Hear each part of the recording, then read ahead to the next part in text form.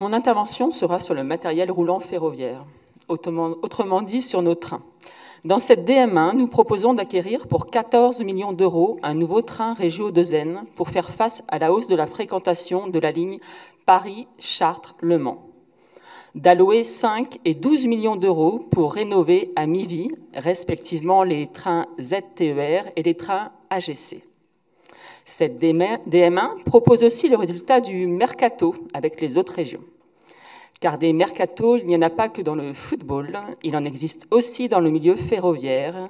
Et je tiens à saluer le travail des services de la région et du 13e vice-président sur ce sujet. Ce mercato va nous permettre d'acquérir des rames et des voitures dont nous avons besoin, tout en nous libérant de trains qui auraient nécessité un certain nombre d'opérations de maintenance. Ces échanges sont aussi bienvenus lorsque l'on sait les délais de livraison et les retards fréquents lors de la commande de trains neufs.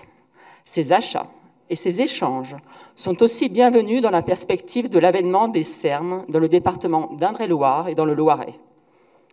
On peut d'ailleurs noter dans cette DM1 qu'une recette de 700 000 € est inscrite en crédit de paiement 2024, correspondant au premier acompte de la participation de l'État au financement d'une étude prospective des mobilités en vue de constituer ces SERM. Ces deux SERM nécessiteront toutefois que l'État s'engage bien plus sur l'investissement, mais aussi sur le fonctionnement. La loi prévoyait qu'une conférence de financement des SERM ait lieu avant cet été, mais la dissolution de l'Assemblée nationale, l'incertitude est grande sur la suite.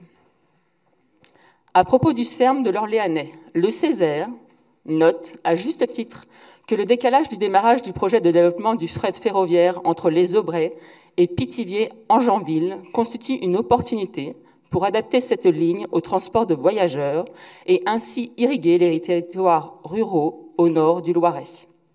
Merci.